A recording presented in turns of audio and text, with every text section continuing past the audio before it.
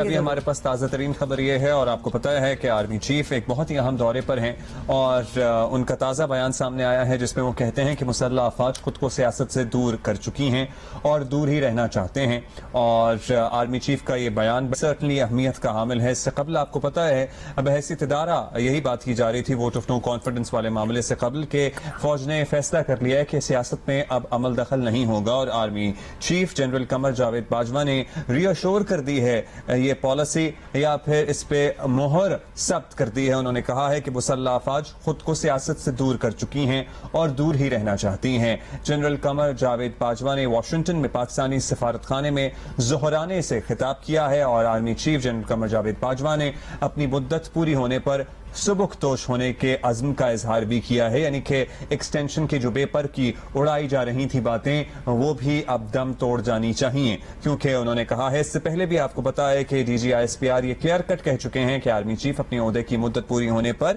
Retire ہو جائیں گے. انہوں نے کہا کہ ملک کی بیمار معیشت کو بحال کرنا معاشرے کے ہر حصے دار کی ترجیح ہونی چاہیے، یعنی سیاستدانوں کی، کاروباری اشخاص کی، عام آدمی کی، سب کی یہ ترجیح ہونی چاہیے. مضبوط معیشت کے بغیر قوم اپنے ٹارگٹ حاصل نہیں کر سکے گی. آرمی چیف نے غیر رسمی گفتگو کی اور یہ انہوں نے کہا ہے کہ مضبوط معیشت کے بغیر سفارتکاری نہیں ہو سکتی ہے. ظہرانے سے وہ خطاب کر رہے تھے پاکستانی سفارتخانہ واشنگٹن میں جو موجود ہے. پاکستانی سفارتخانے کی تقریب میں بڑی تعداد میں دیگر ڈپلومیٹس نے بھی شرکت کی ہے، لیکن اہم ترین بیان یہ ہے، آپ کو پتا ہے انہوں نے مہر تصدیق جسے کہتے ہیں نا ثبت کر دی ہے اس پالیسی پر، جس کے بارے میں یہی کہا جا رہا تھا کہ ووٹ آف نو کانفیڈنس سے پہلے اور بعد میں یہی طے ہوا ہے.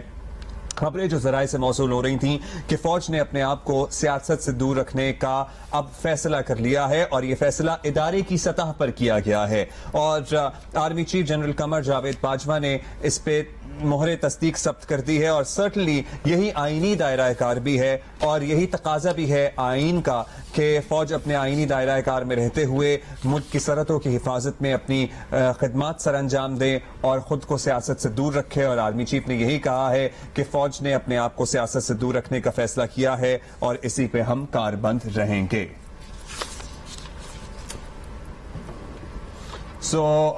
Army chief general Qamar Javed Bajwa کا یہ اہم ترین بیان جس میں انہوں نے کہا ہے کہ مسلح افواج نے خود کو سیاست سے دور رکھنے کا فیصلہ کر لیا ہے اور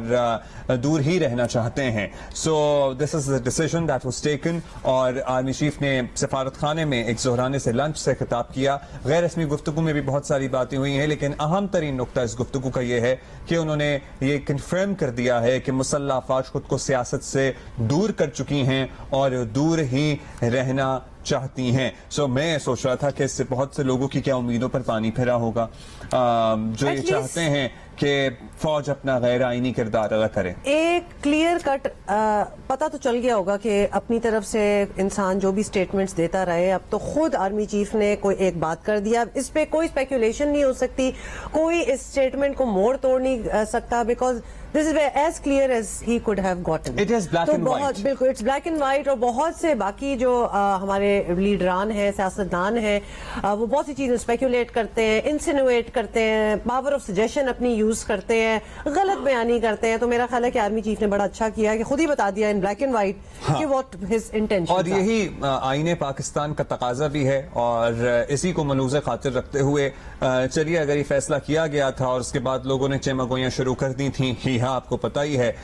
کہ کس طرح سے پرٹیکولرلی عمران خان صاحب فوج کے غیر سیاسی ہونے یا اسٹیبلشمنٹ کے سیاست میں مداخلت نہ کرنے کے فیصلے کو تنقید کا نشانہ، تنقید سے بھی ایک قدم آگے ہی بڑھ کے بہت کچھ ہرزہ سرائی انفیکٹ ادارے کے خلاف بھی اس بات کو لے کر کرتے رہے ہیں. آئین میں کوئی گنجائش نہیں ہے فوج کے سیاسی کردار کی، اور اسی کو ری ایشور کیا ہے، اس کو ری افرم کیا ہے آرمی چیف نے اپنے تازہ بیان میں کہ مسلح افواج خود کو سیاست سے دور کر چکی ہیں اور دور ہی رہنا چاہتی ہیں. تو سرٹنلی پاکستان کے مسائل کا حل بھی یہی سب سے اہم نقطہ، اور یہی میرا خیال ہے کہ وہ سب سے اہم قدم ہونا چاہیے جس میں جو ہمارا جمہوری سیاسی نظام ہے وہ اپنے تئیں فلرش کرے، سیاستدان آپس میں بیٹھ کے اپنے فیصلے کریں اور عوام کا حقیقی مینڈیٹ جو ہے اس کو جگہ ملے، اور پھر یہ سسٹم فلٹر ہوتا جائے گا آہستہ آہستہ اور ایک مضبوط جمہوریت سامنے ابھر کر آئے گی.